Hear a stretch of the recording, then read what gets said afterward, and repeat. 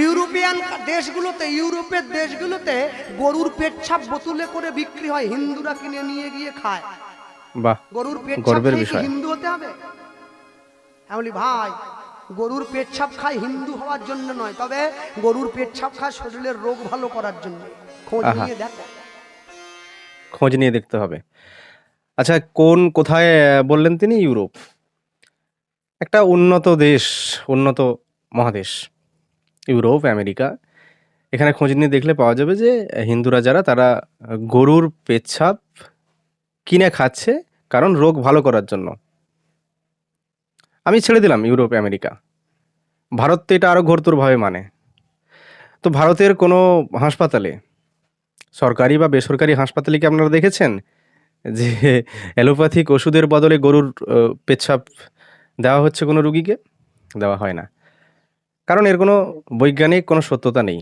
এটা শুধু ভাবে, মনে করে। আচ্ছা, নেক্সট। আমরা মা বলি কেন জানো? আমাদের সংসারে যে আমাকে জন্ম দিয়েছে, সে মাথার থেকে পা পর্যন্ত 24 ঘন্টা সংসারের সেবায় নিজেকে লাগিয়ে দিয়েছে। সে মা। মমতা শব্দের অপভ্রংশ করে মা কথাটা এসেছে। আহা হা হা, অপভ্রংশ নয়, অপভ্রংশ বিষয়টা আলাদা। অপভ্রংশ মানে হচ্ছে কোনো শব্দকে ধ্বংস করে দেওয়া, কোনো শব্দকে বিকৃত করা। এখানে তো মমতা থেকে মা, ভালো কিছু এসেছে, তাই অপভ্রংশ হবে না এখানে। এটা ভুল বলা হলো। আচ্ছা, তারপর? বলছি তাই যদি হবে, আপনারা গরুর দুধ খান? খাই। গরু মরে গেলে তার চামড়া দিয়ে খোল করে আসরে গিয়ে বাজান?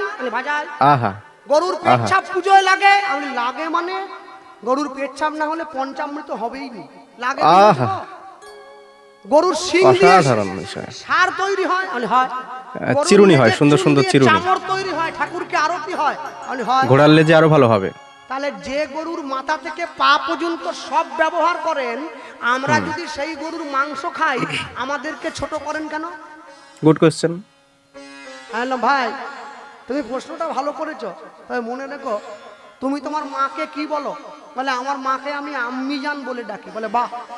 মায়ের কোলে শুয়েছো? বলে হ্যাঁ। মায়ের দুধ খেয়েছো? বলে হ্যাঁ। মায়ের কোলে পায়খানা পেচ্ছাপ করেছো? বলে হ্যাঁ করেছি। যাও কালকে সকালবেলা মাকে কেটে মায়ের মাংস করে খেয়ে নাও। বলে না না, খুব সুন্দর এটা যুক্তি। হয় নাকি?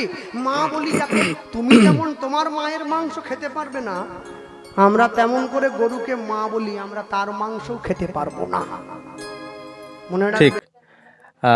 মায়ের মাংস খাওয়া যাবে না, গরুকে মা বলি, সেই জন্য তার মাংস খাওয়া যাবে না। কিন্তু গরুকে মা বলি, তার চামড়া দিয়ে খোল তৈরি করতে পারি, বাজাতে পারি। তো গোপালকৃষ্ণ পালবাবুর কাছে আমার প্রশ্ন, তাহলে আপনি যাকে মা বলে ডাকেন, আপনার জন্মদাত্রী মা, যেহেতু গরু মা, একজন মা আপনার জন্মদাত্রী মা, তার সঙ্গে আপনি মিলিয়ে দিলেন। তো যেহেতু জন্মদাত্রী মায়ের মাংস খাওয়া যাবে না, তাই গরুর মাংসও খাওয়া যাবে না। এইবারে বিষয় হচ্ছে, গরুর চামড়ার খোল তৈরি করে যেহেতু বাজাতে পারবেন, তাহলে কি আপনি আপনার মায়ের চামড়ার খোল তৈরি করে বাজাতে পারবেন?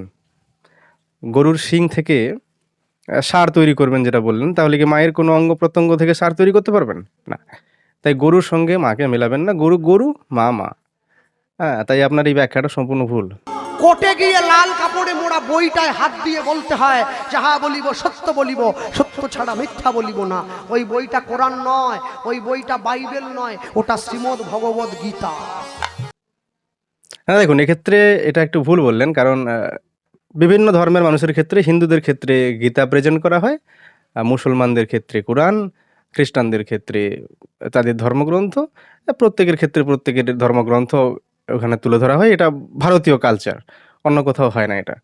আর তবে আহ, হয় না, বা হচ্ছে বললেও ভুল হবে, আগে হতো, এখন হয় না। তো বিষয়টা হলো এটা, এই যে তুলে ধরা কোনো ধর্মগ্রন্থকে কোর্টে আদালতে ওটা ছুঁয়ে প্রথমে প্রতিশ্রুতি করতে হয়, যাহা বলিব সত্য বলিব, সত্য বলি মিথ্যা বলিব না। তো এটা যদি চলতো বা চলছে ধরলাম, তো এটা সেই উক্ত বা যে ধর্মগ্রন্থের কথা বলছেন তাকে সম্মান করা হলো নাকি অপমান করা হলো? আমার তো মনে হয় রীতিমতো তাকে অপমান করা হচ্ছে। কারণ কি? কারণ আপনারা সবাই জানেন, কোর্টে উঠে সত্য কথা খুব কম বলা হয়। অধিকাংশ ব্যক্তি অধিকাংশ ক্ষেত্রে মিথ্যা কথা বলে। তাই যদি আমি আমার ধর্মগ্রন্থকে ছুঁয়েই শপথ করছি, যাহা বলিব সত্য বলিব, সত্য বলি মিথ্যা বলিব না, তারপরে আমরা দেনাদ্দান মিথ্যা বলে যাচ্ছি, কাউকে বাঁচানোর জন্য, কাউকে ফাঁসানোর জন্য, বা নিজে বাঁচার জন্য। তাহলে সে ধর্মগ্রন্থের অপমান হলো, এটা তো লজ্জার বিষয়, এটা গর্বের বিষয় নয়।